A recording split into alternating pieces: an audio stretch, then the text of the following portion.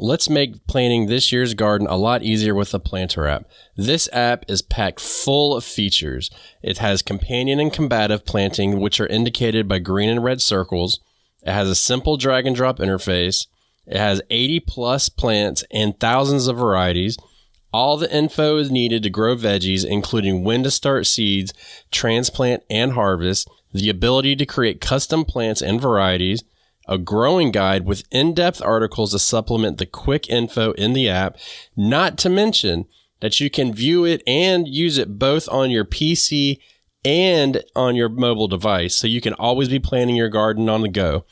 This app is used in my garden year-round to plan the upcoming seasons, reference the last year's seasons so I know when to rotate, and it also helps me to learn more about companion planting using the visual cues.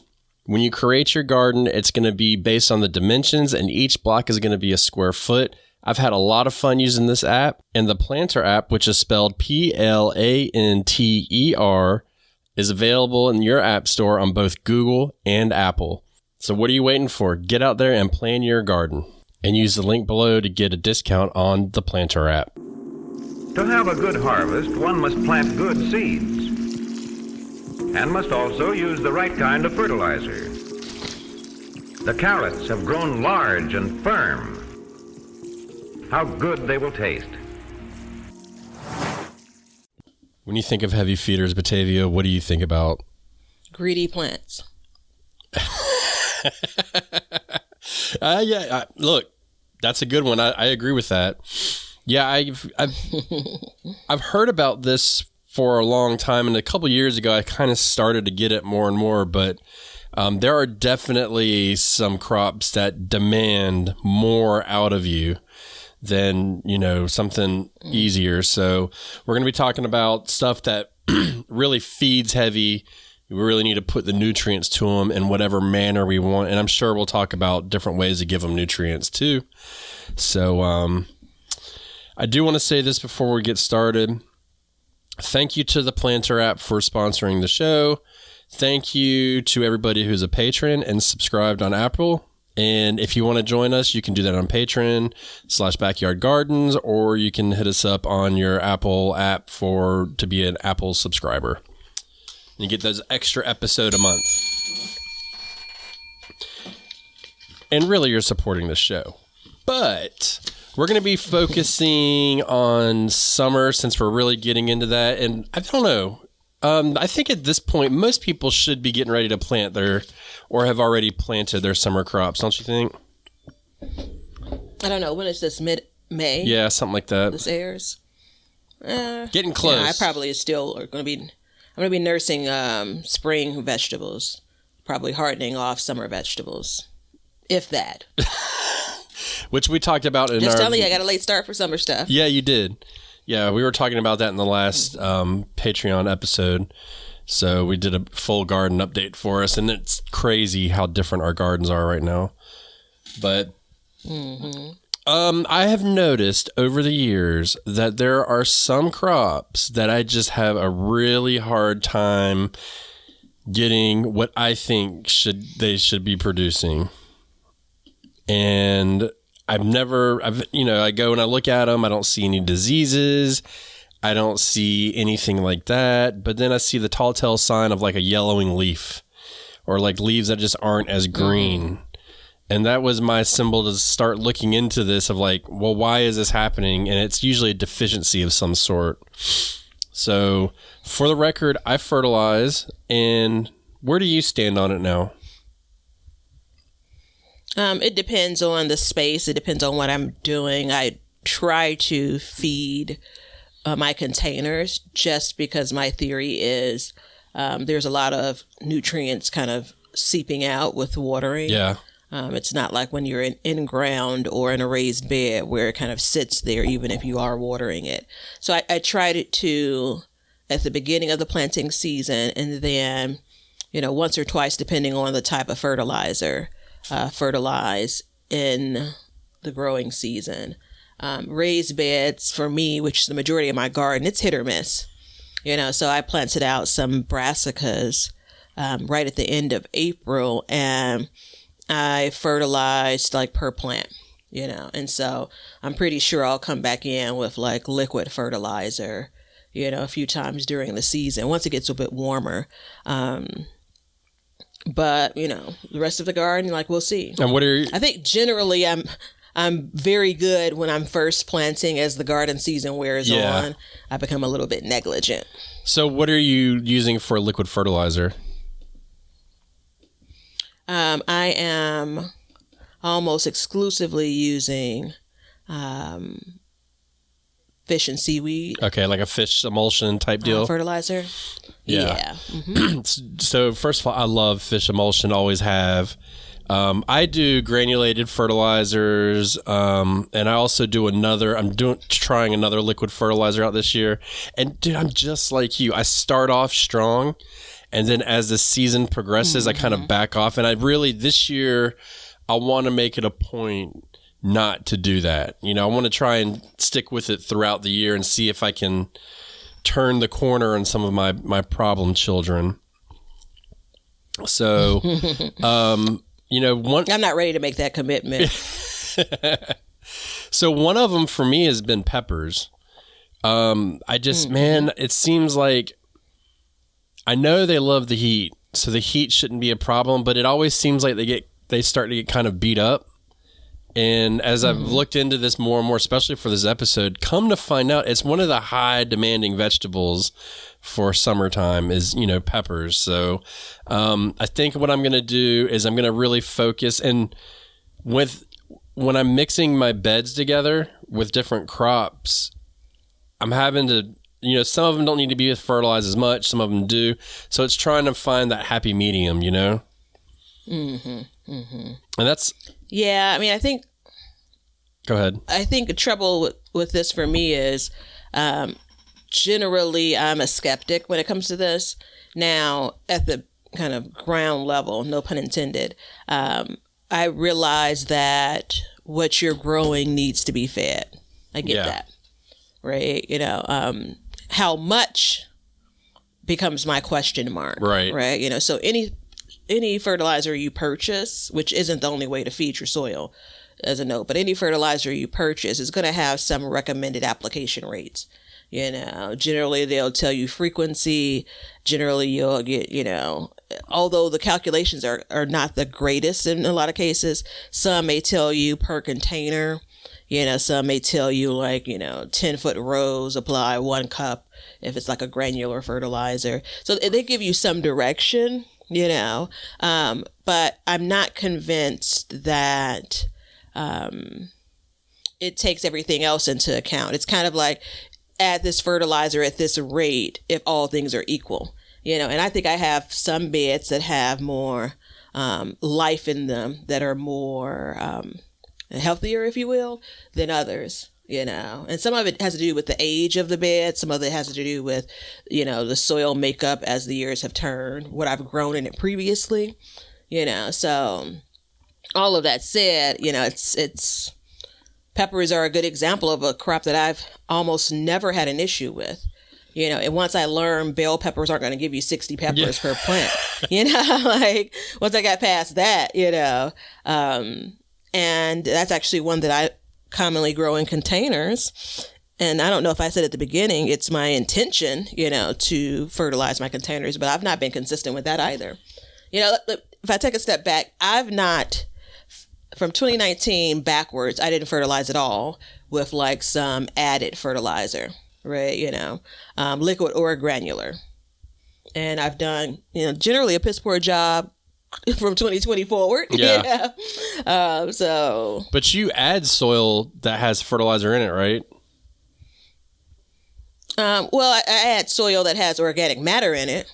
Right.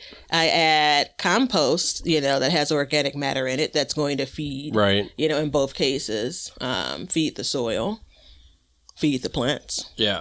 So those are, the power of compost is amazing. And the mulch too, as mulch breaks down, it's adding nutrients back to it. So, depending, and that's one of the things, I know you're going to roll your eyes, but with the wood mulch and stuff, if I could get past the first year or two and actually let it break down completely, I think that it's a great additive because you had it in your garden for many years, didn't you?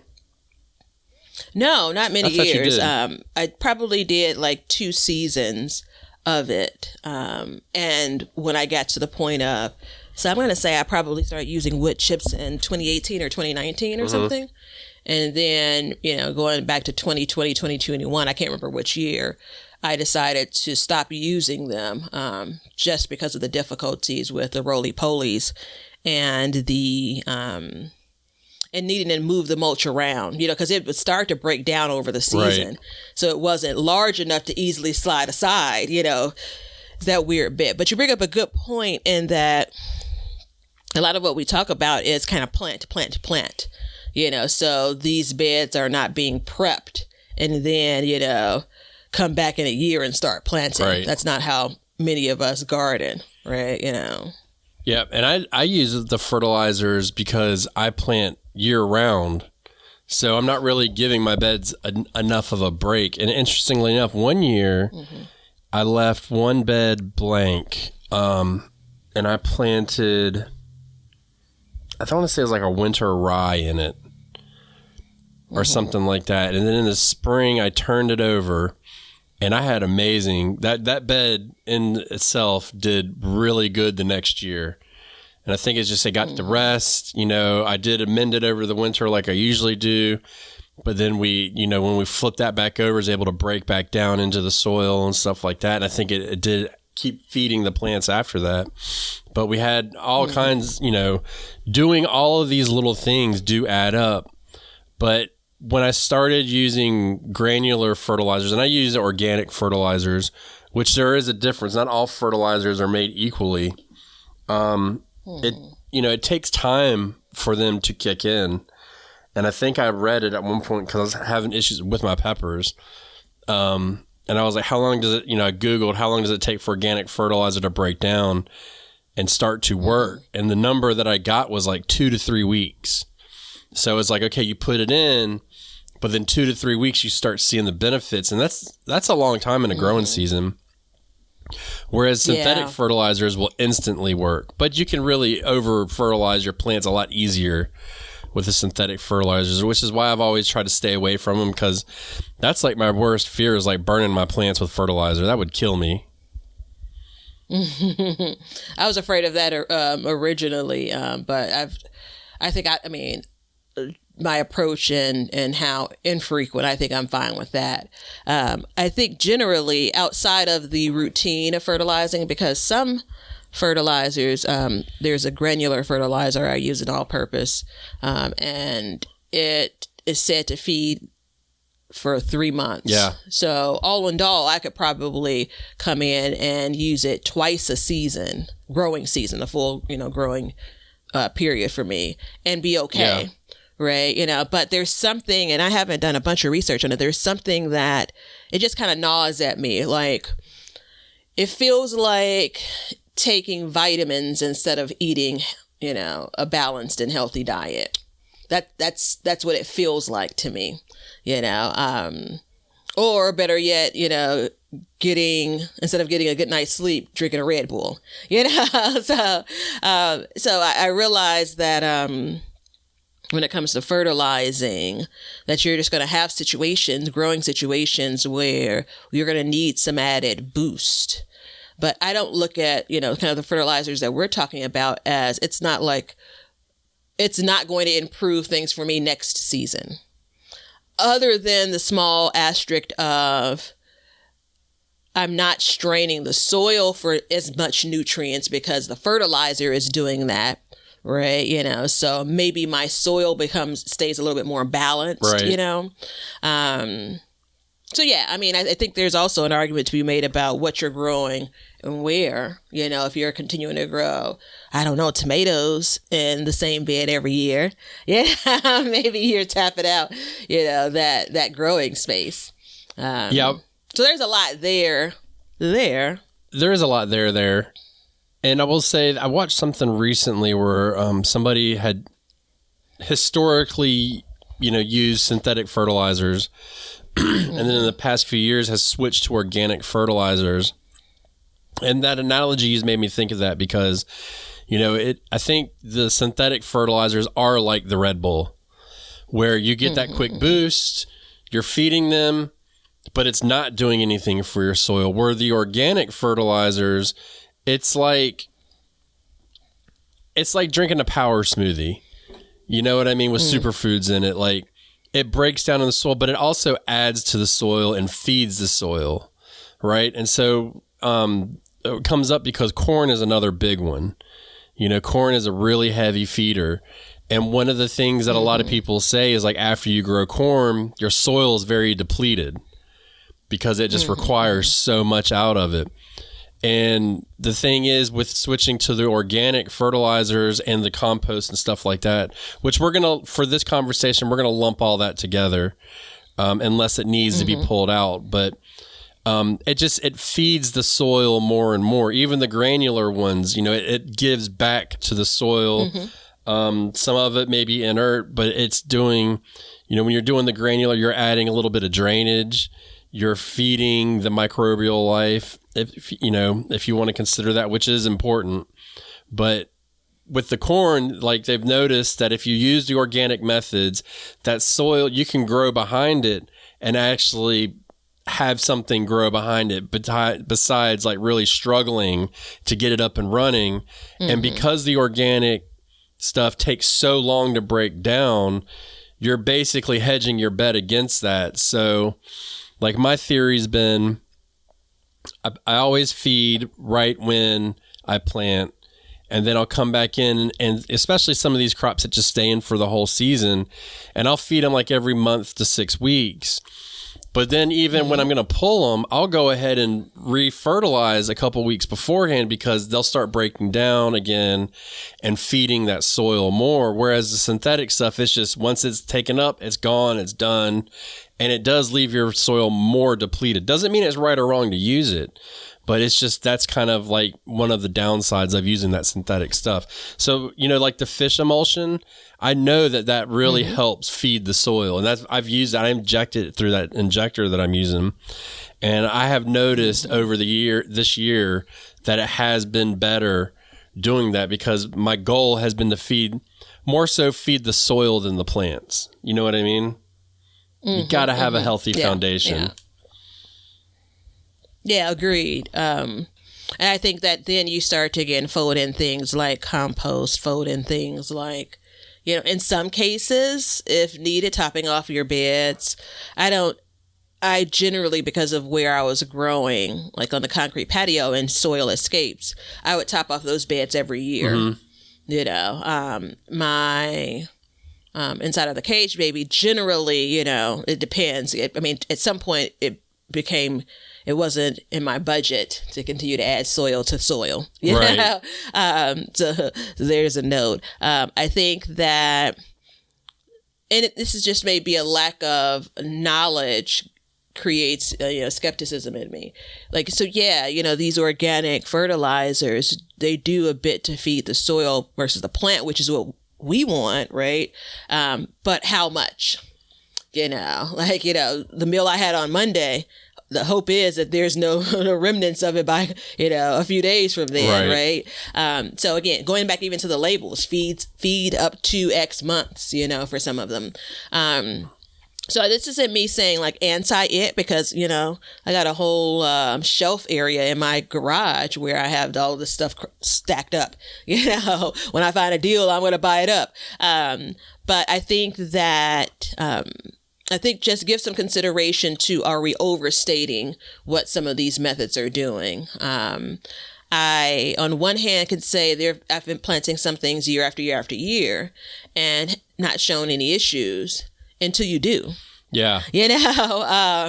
So there's a note for that. I think there's also this bit of we feel like something is done really well.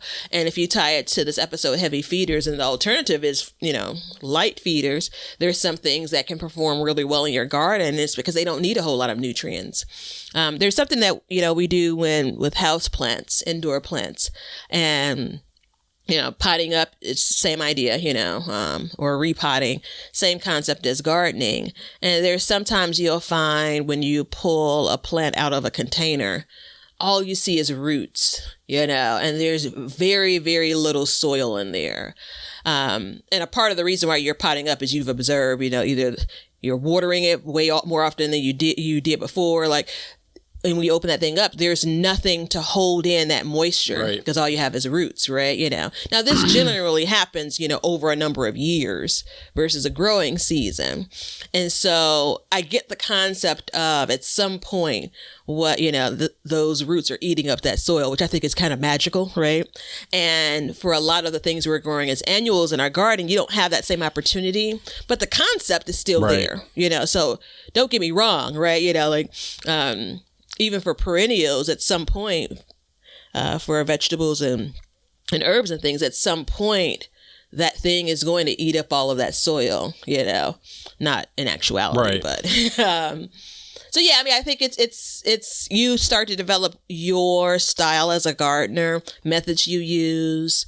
I also sometimes think about like availability, because you're still dependent, on the machine, when we're talking about using some of these bagged or bottled fertilizers, right? Not to say that I'm trying to be completely independent. Yeah, and I think that's where composts really and mulches really step in because you're constantly adding to that. So how much compost do you add to your garden roughly? Like per bed? A 7x4 foot bed, which the width of it's probably always a little bit smaller than that.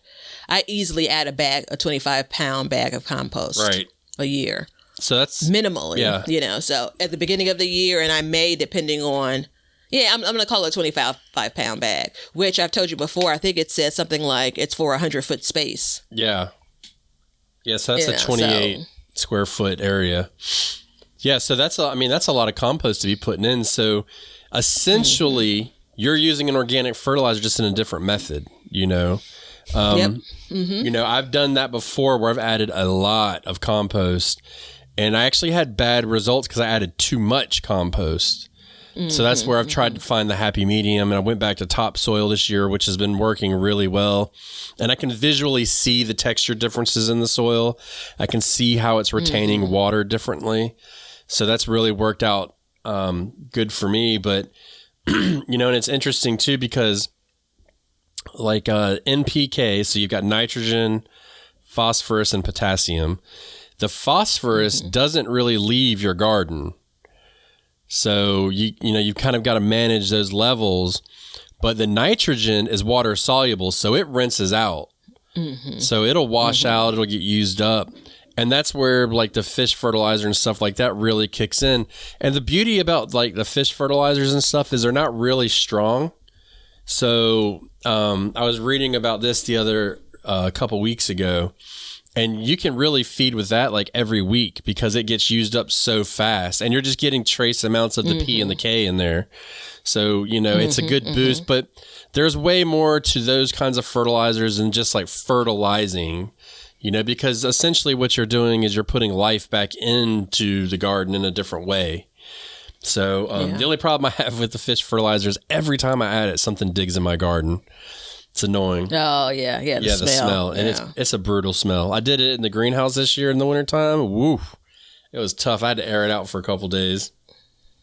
So far, I haven't had any animals digging. When I've had things digging, it's been before I started fertilizing with liquid fertilizer, like before I started in the season. But it's definitely a fly trap. Yeah. So, don't do it before you're going to have a family gathering or something at your house. Yeah. And it's like, if you go, like cantaloupes are another really big feeder. They're really heavy.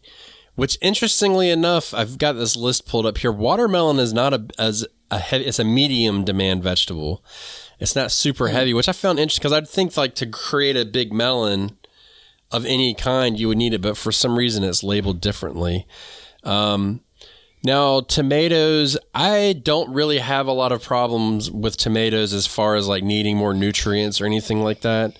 This seems like they take care of themselves. Do you have that experience? I mean, I don't think so. I think it depends on what your theory is around what causes blossom end rot. Yeah. Some say it's a calcium deficiency. I think we've talked about before the plant, the soil, the plant isn't able to take up the calcium, kind of it's there. And then we've also talked about, it's a watering issue. It could be a watering issue as far as what results in it. So other than that, no, I feel like they do the thing they're going to do. So when I had the issue a couple years ago, I talked to my local extension service about it after I got my soil test. And what he said was, yes, it is a calcium deficiency, but what the calcium deficiency means is it limits the amount of water the tomato can intake into the plant. So it's kind of like they go hand in hand. You know what I mean? So, which I found interesting. And I actually, one year I had something, it's called a yield booster, and it was like a spray you spray on the plant. I did it for my watermelons because every single one of them was getting blossom end rot. And so I went out there and I would spray it, and sure enough, I was starting to harvest watermelons, and I would go out there like every week and spray this bottle on it. But what he told me was, the fact that it can't uptake the water makes it a watering issue. But the fact that it doesn't have the calcium makes a watering issue a problem. So it was really confusing to me. And I think that's where people do the Tums and stuff like that for their tomatoes, because it puts the calcium in, which we don't really recommend because the tomato plant doesn't have heartburn. A good home remedy. Yeah. Now that I believe is drinking the Red Bull, throwing a Tums in or something. I think it's more important to kind of figure out what it is and then try and stay on top of it and make it so it's not an issue at all, without adding a Tums or Alka-Seltzer or whatever the home remedy is. Another method that we probably do and we don't even realize it is planting certain plants that put nitrogen back into the soil. Like peas, for example, they're nitrogen fixers. Anything that's like a nitrogen fixer, if you read about it, those will help. Yeah, but for peas, isn't it? It's not just planting it, it's leaving the root and the nodules in the soil afterwards, right? Exactly. And so that was the next thing is like when we pull up our plants, are we pulling up the whole root system, or are you just cutting them off and letting the roots die off into the ground? Because I do the latter, and the theory behind that is like the roots will break down and it will create water channels and help with compaction and stuff like that. So it's more organic matter. Yeah. Interestingly enough, I monitor as I work in beds, primarily at the beginning of the season. I monitor how many worms I see. And so there's spaces where it's like, get the dump truck of worms because there's nothing in sight. And then there are places where there's a plenty. And I have seen a trend where if I've left something in place in the garden, which isn't my preference, just from an aesthetic, like I've left a buffet for them. I had a couple of, if I have a root vegetable, you better believe I've left some of it in the ground. Let's just say that. So there are a couple of spaces. I had some carrots from last year. Some in one space, they were actually whole and edible this spring. And other places, they were mush. And you can see, these worms like it, And so that's again a part of kind of feeding your soil. You can consider that. It's all of these little bitty things I think matter, but I don't think that there's like one answer that's going to, for long term, going to solve it all. And that's the hard part. Like I want to be able to go, if I have a routine for planting, all right, I can do that every year. It can even be robotic like. Everything you do every year impacts everything you need to do when it comes to feeding your garden every year. And that part is probably the part that, again, it's a little bit magical, but it is a little bit annoying as well. So I got to rotate my crops, and I got to figure out which plants are light feeders versus heavy feeders, and not planting too many heavy feeders together, and so on. And to your earlier point, if you're mixing your crops in a space, are they playing well together? Not that they are foes, not necessarily that, but do you have one robbing soil or nutrients from another? Yeah. You know, Well, my answer to it all is lettuce. yeah. Well, you know what? And it's funny because lettuce is a medium feeder too, a medium demand. They lie. Yeah. You know, I've seen it on multiple websites. I don't necessarily believe that either, but this is what we see. I mean, they also say okra is, and I have never had a problem with okra.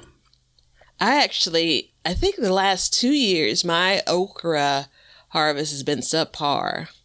I've attributed it to, I planted it later and we didn't have enough hot days, you know, so plants got height, plants, you know, spread out, but they weren't producing like, you know, you're selling them on the street corner because, you know, you can't give them away, you know. Yeah, and it's the organic. So you were talking about the worms. I've experienced the same thing where I'll leave the roots. I'll pull up something that had a root in it because maybe it'll be in my way or something. So I have to pull the root, and sure enough, there'll be worms all wrapped up in it. Mm-hmm. The worst thing you can do is go buy worms and put them in your garden. Because I hate to tell you, but they're just going to leave. If they don't have if they're not there already, they're not going to stay there. They're just going to be like, no, this isn't good. They're going to go somewhere else. So the goal is to be feeding that soil enough. And I personally think that, you know, the presence of earthworms is a good scale of the nutrition of your soil. Because if they are present, then you have organic matter, you have moisture, you don't have excess predators inside of your soil. So you're starting to get an idea of it, you know. The farm up the street from me, for example, this year everybody's growing corn. I didn't really pay attention last year, but I'm pretty sure they were all growing soybeans last year. So they were rotating in and out. You know, they don't always, and crop rotation is one that's big.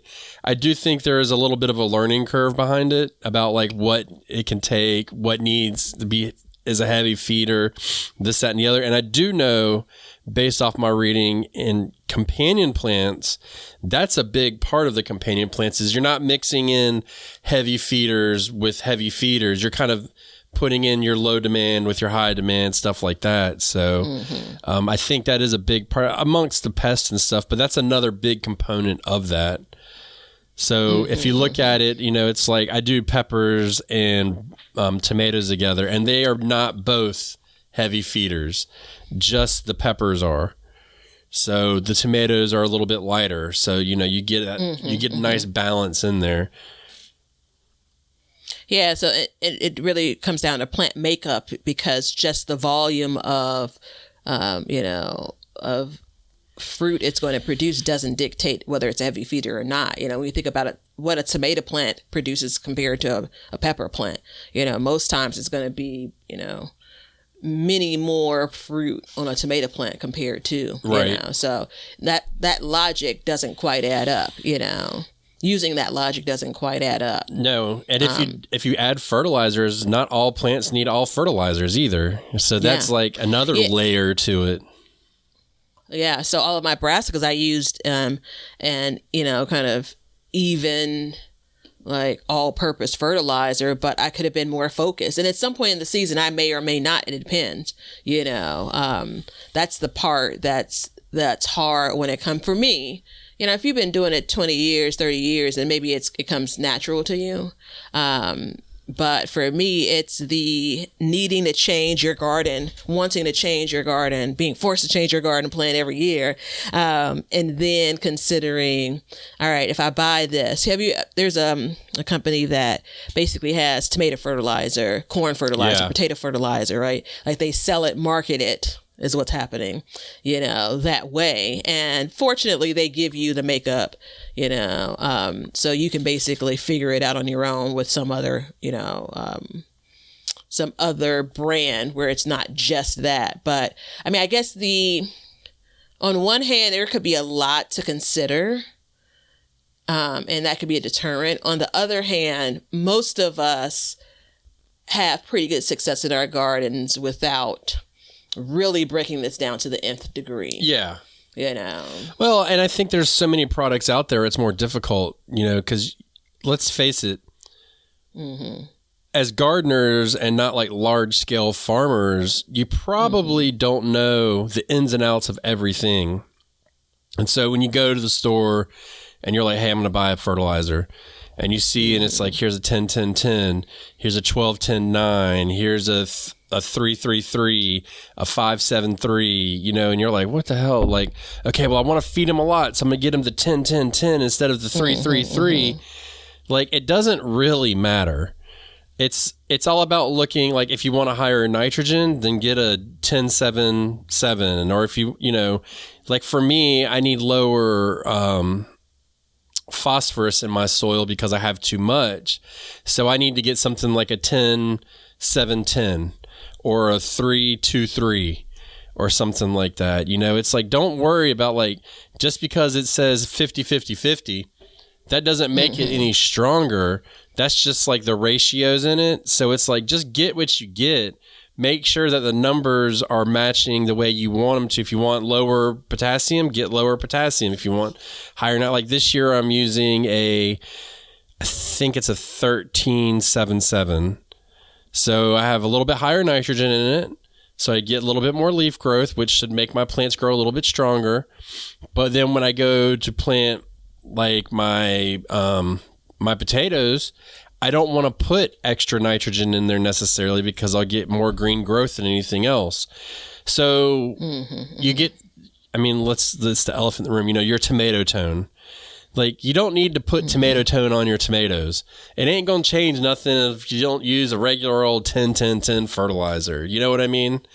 Because then you're going to have like one bag for this, one bag for that, one cup for this, another space for that. It just gets overly confusing.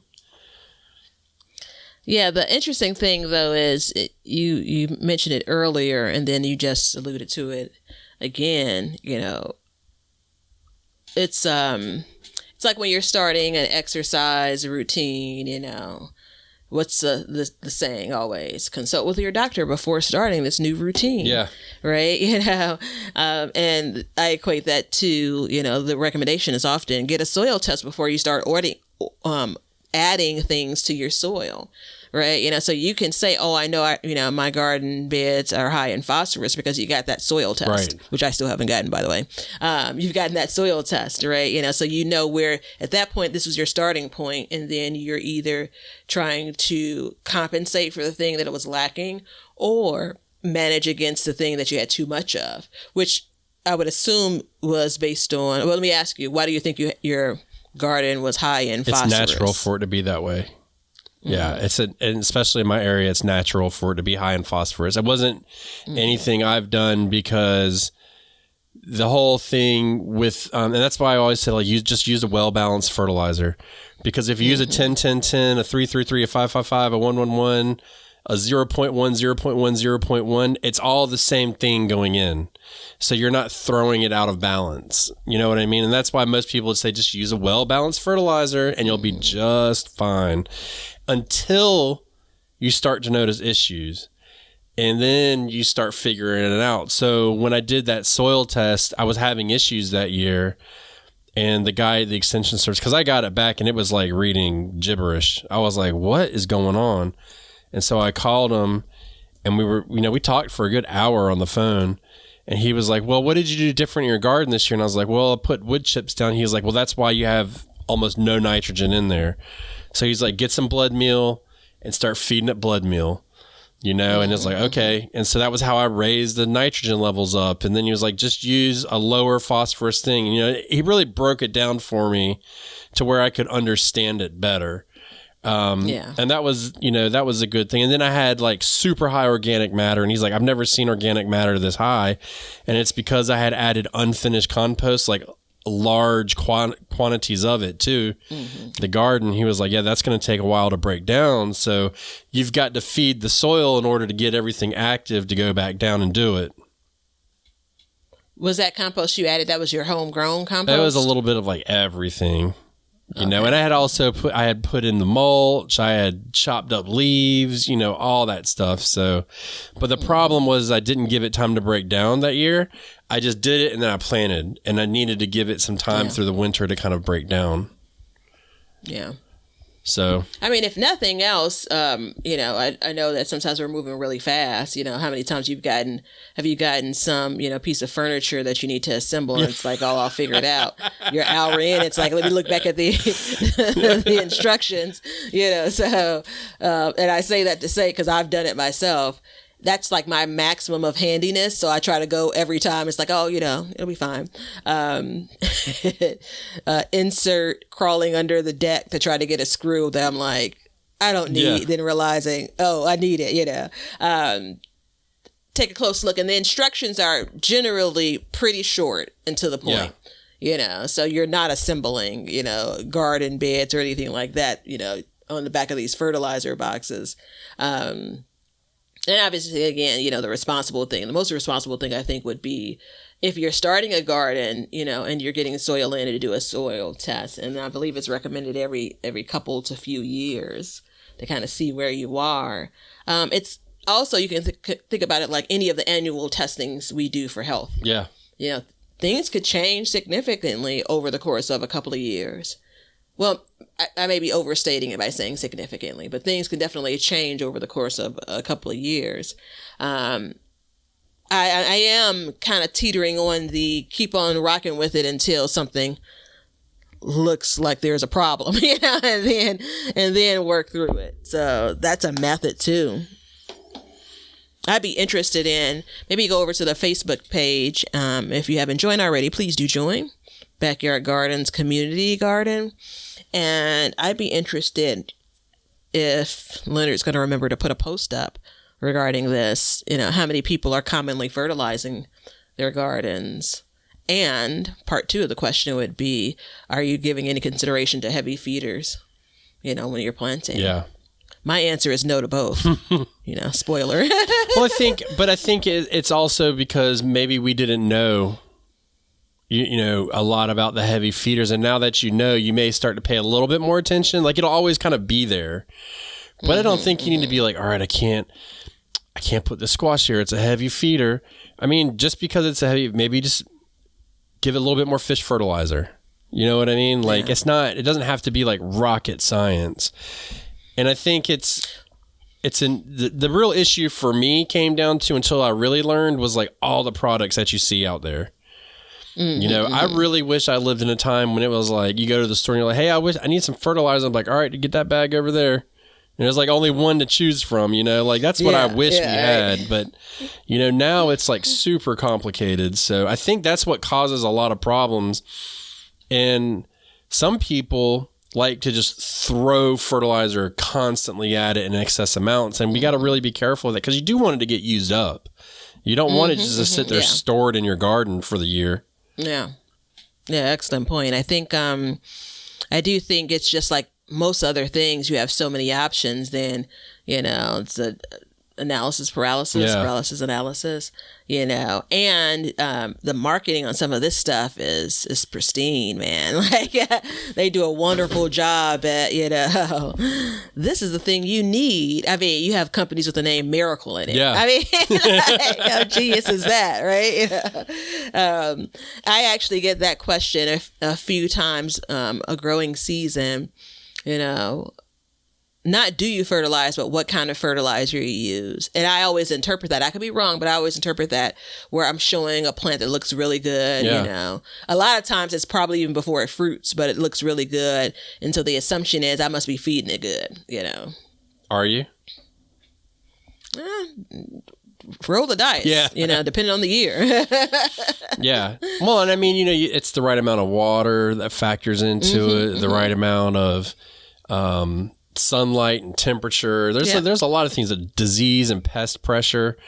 It's like you go out there, and I know one thing that I look for is like the yellowing of leaves overall that are not disease or fungal. Yeah.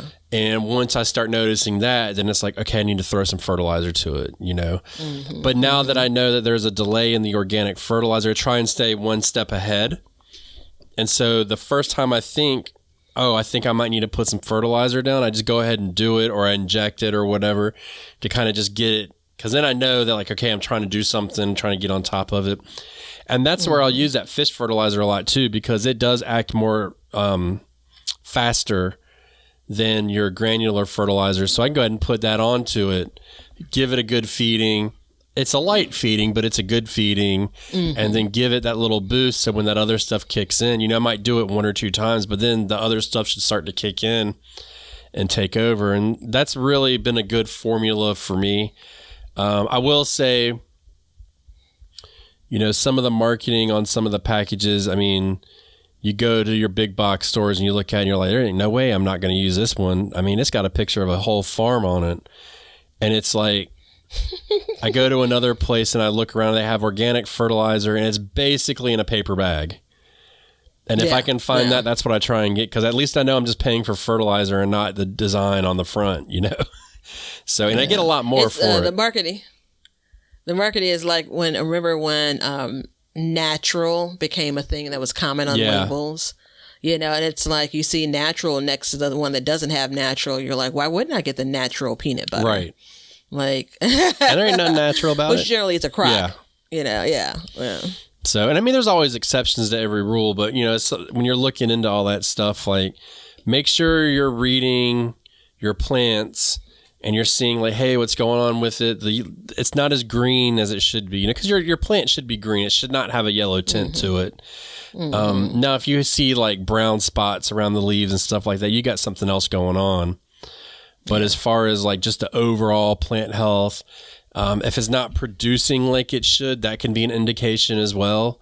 And I mean, there's also an argument, that being said, of you're late in the season, you really want to get something, you're not getting it, throw the synthetic fertilizer to it, get it that quick feeding and see if you can turn it around.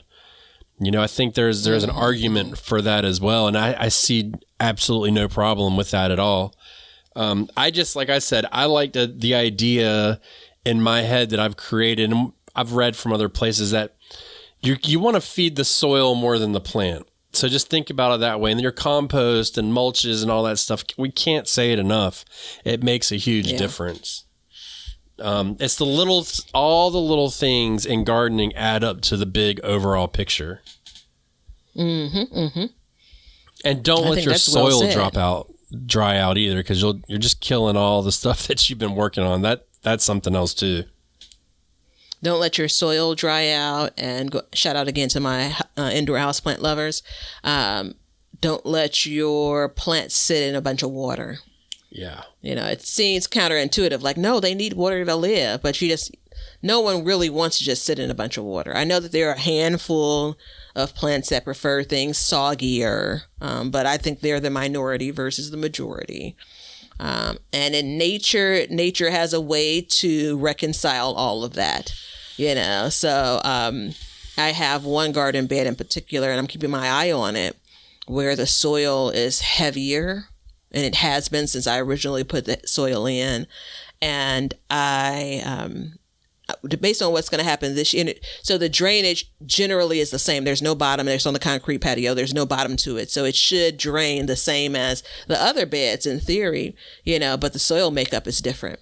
And so depending on what happens this year, I'll probably clear some of that soil out. I wouldn't clear the entire space out, but clear some of that soil out to give it a better chance going forward. Yeah. So I am seeing signs of perhaps there's a bit more moisture than I would want there. So it's something I'm keeping my eye on. Luckily, it's just a small bed in my backyard. So we just had, there's like every 2 days we would get like downpours. So I stopped watering, and I'm actually putting off my mulching for about a week to let things kind of dry out a little bit. And I mean, that's part of it though.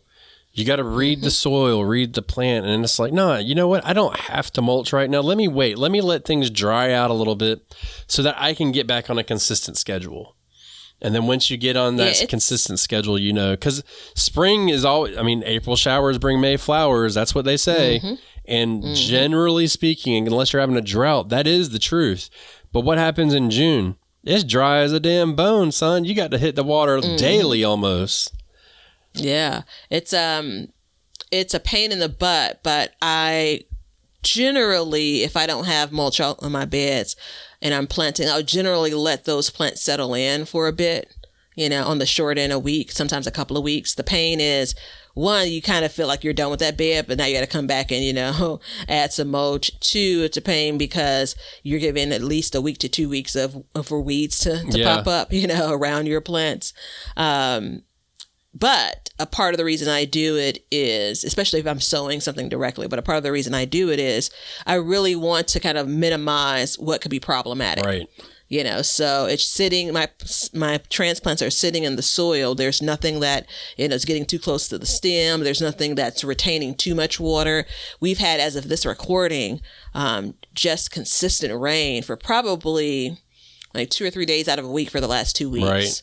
Right. And everything that I've planted thus far has been initially watered, and that's it. In the spring, we've talked about, watering a lot less, at least for my area, but good night, there's definitely some dampness that's happening. And that's a bad recipe right there. That's going to give you your diseases and stuff like that. Mm-hmm. And not to mention, wash out your nitrogen. Yeah. So we'll go back to the 4, a con with delaying the mulching, which again, I generally do, is splash up. When you mentioned disease, it reminded me, there's more opportunity for dirt to splash up onto your plant leaves. That's why I need to mulch soon. That's why I need to mulch soon. Yeah. It's minimized when you have mulch down, so maybe I should be going out and mulching. No, well, so it's funny. I went out there this morning. I was looking and I was like, damn, there's dirt all over my plants. And that was the first thing I thought of, was like the plants that's splashing up. You need to get on top of it. You need to get out there. You need to do it. And we'll do it. We'll get to it. But for right now, I mean, it's kind of like, what do? You've got a balance act that you've got to do here. And you've also got a schedule you got to work with for yourself. And if you're too busy and you got a lot going on and, or it's your only free time, then go for it. But just know that you need, you can't control the weather, but you can control the amount of water you put to your plants. Yeah, definitely. And so these are all things that kind of, they like I said earlier, they all add up. And so, as far as dealing with heavy feeders and stuff like that, it's mulching, composting, fertilizing, and don't think about it as fertilizing your actual plant, but think about it as feeding your soil. Because if you build a house and you're missing 5 center blocks, the damn thing's going to fall. So fill in those 5 center blocks, or in this case, 3, with your N, your P, and your K. And while you're at it, join us on Patreon. Hit that subscribe button on Apple. Become an Apple subscriber and get that extra episode every month. And until then, let's learn to grow and grow for change. See ya. Now you know why people feel like celebrating at harvest time. All over the world, people have feasting and good times when the crops have been gathered in. Hey, everybody. Thanks for checking out the Backyard Gardens podcast. If you like what we're doing and you want to continue to support the podcast, head over to our Patreon page to sign up. You can also make a one-time donation using PayPal. Both of these links are in the description. With your support, we can continue growing and helping others in their gardens. See ya. If you guys want some Backyard Gardens gear, go to the link below and check out our t-shirts, mugs, pint glasses, and other gear. All purchases go towards helping to support the show, so thank you so much in advance, and we hope you enjoy. We want everybody to have a garden, and we're going to give you a chance to win free seeds every month. Head over to backyardgardenstv.com and enter your email address to be entered in all of our giveaways. Good luck. We want you to be a part of our gardening community. DM us a picture of your garden at Backyard Gardens TV on Instagram, and we will share it with our listeners.